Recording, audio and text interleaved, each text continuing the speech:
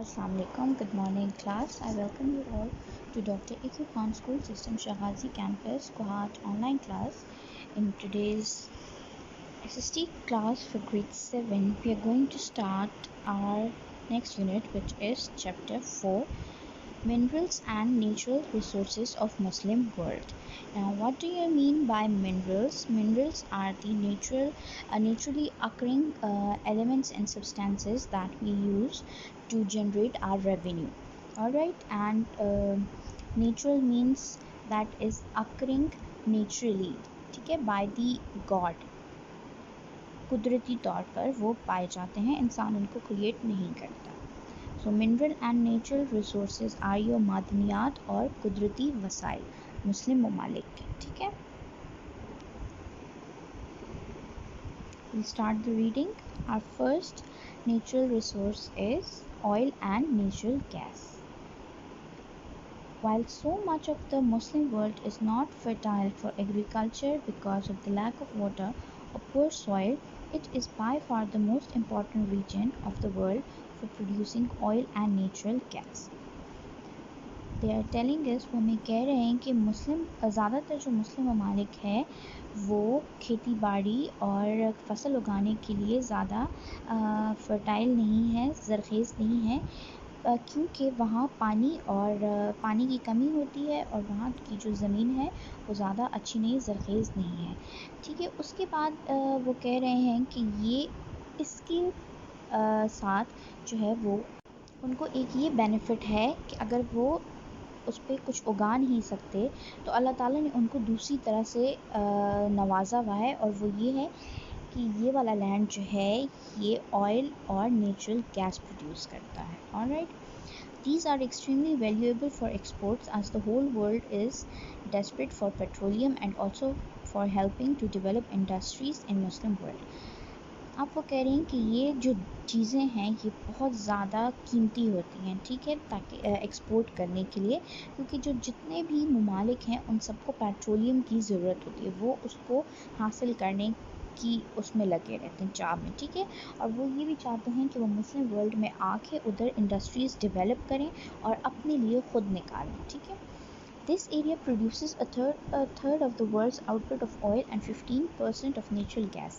अब वो कह रहे हैं कि जो मुस्लिम ममालिक हैं, ठीक है, वो दुनिया का थर्ड, मतलब जो टोटल होता है उसका थर्ड पार्ट जो है वो ऑयल प्रोड्यूस करते हैं और 15% of natural gas. More of these energy resources are being discovered all the time, especially gas in Pakistan.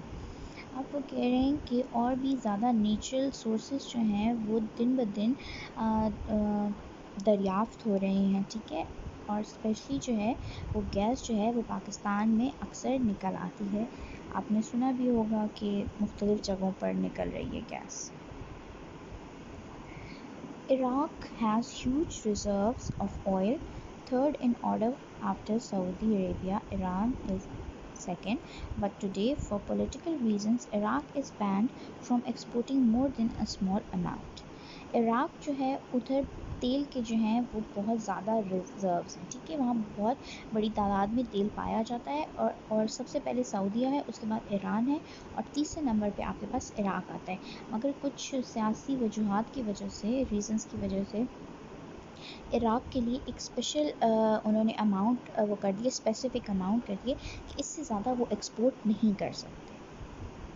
If Iraq were allowed to export all that it was able to, the Islamic world would produce more than half the total world supply.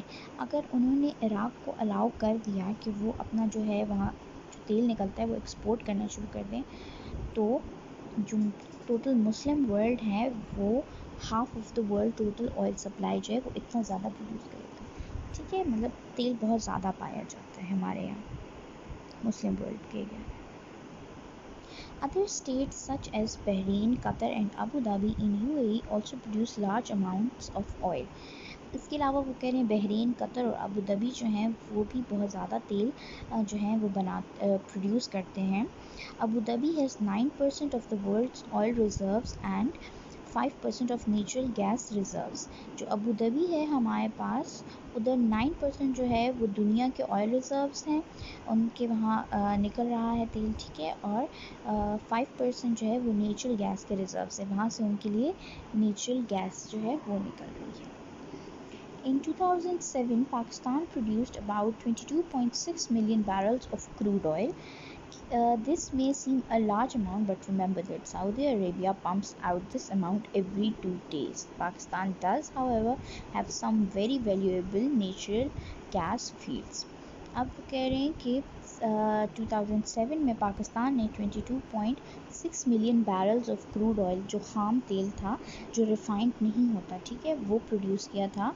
ये हम लोगों को बहुत बड़ा लगेगा because we are talking about million barrels, मगर वो कह रहे हैं कि सऊदी अरेबिया जो है वो हर 2 दिन में इतना अमाउंट जो है वो निकालता है तेल का।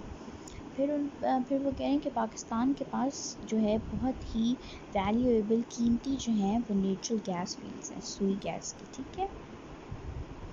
This pie chart shows the world top 15 producers of oil. The Islamic countries producing oil gas are as follows. अब ये आपको पता लग रहा है, ये राउंड सी जो चीज़ आपके पास बनी हुई सर्कल्स है, इट्स कॉल्ड पाई चार्ट, जो ग्राफिक के थ्रू आपको समझाया जाता है। तो it is Saudi Arabia, Russia, USA, Mexico, China, Canada, Norway, Venezuela, UK, Indonesia, Libya, Nigeria, UAE, Kuwait, Iran. These are the top 15 producers of oil. फिर उसके अलावा ये जो चार्ट आपके लिए बना हुआ है, इसमें आपको ऑयल के प्रोड्यूसर्स के नाम नज़र आ रहे हैं और जितने गैस के प्रोड्यूसर्स हैं उनके।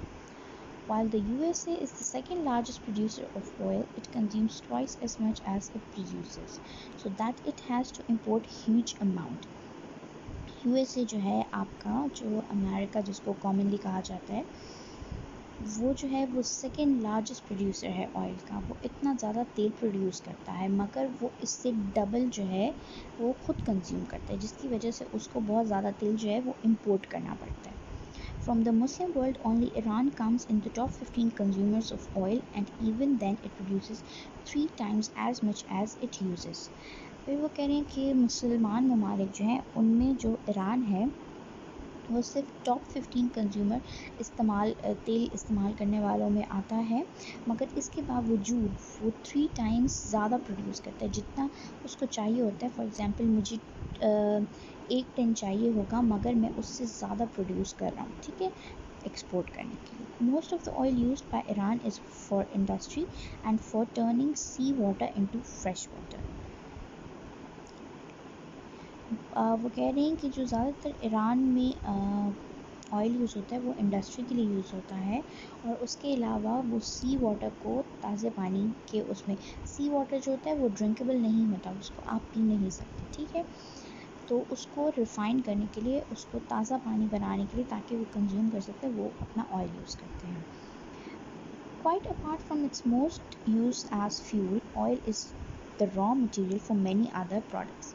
उन्होंने कहा है कि तेल जो है वो ज़्यादातर हम लोग एज ए फ्यूल यूज़ करते हैं गाड़ियों में या इंडस्ट्रीज रन करने के लिए, इन सब के लिए। उसके अलावा जो तेल है वो बहुत सारे और प्रोडक्ट्स बनाने में भी इस्तेमाल होता है। In the course of refining, thick black sludge that comes from ground into petroleum, many chemicals are taken out from it and made into things as different cosmetic, clothing, fertilizer, paints and medicines. अब वो कह रहे हैं कि जब आप तेल को रिफ़ाइन कर रहे होते हो, ठीक है, उसमें, ठीक है, जब उसको रिफ़ाइन कर रहे होते हो, उसको ज़मीन से निकाल रहे होते हो, तो उसके साथ एक थिक ब्लैक सा स्लज टाइप मटेरियल भी आपके पास आ रहा होता है, जिसमें से बहुत ज़्यादा आपके ऐसे केमिकल्स जो हैं वो मिलते हैं, जो कि आप और सारी चीज़ें बनाने में इस्तेमाल करते हैं, और वो कॉस्मेटिक में यूज़ होता है, फर्टिलाइज़र्स, पेंट, मेडिसिन्स, इन सारी चीज़ों के लिए, ठीक हो गया। और ये आपके पास इधर बहुत सारा डायग्राम दिया गया है, ठीक है, जिसको बता रहे हैं कि कहाँ कहाँ इस्तेमाल होता है। Fuels for vehicles and aircraft, oil जो है वो, ऑयल और गैस जो है वो एज अ फ्यूल यूज़ होता है। LPG liquid gas for cooking, ठीक है, जो हम यूज़ करते हैं। Bitumen for roads roofs and waterproofing, ठीक है, इसके लिए यूज़ होता है। Making tyres gives extra strength. Paint, inks, fertilisers. Kerosene for cooking stoves. Oil for machinery. Lubricants for machinery, cosmetic. Dyes of all kinds for clothes and food. Plastic of all kinds. Half of all synthetic clothes, nylon, trilene, is made from oil, ठीक है। These are all the extra products that you produce using oil and oil as your raw material. Now this was end of your class. If you have any questions, do let me know. I'll try to answer them. Allah Hafiz.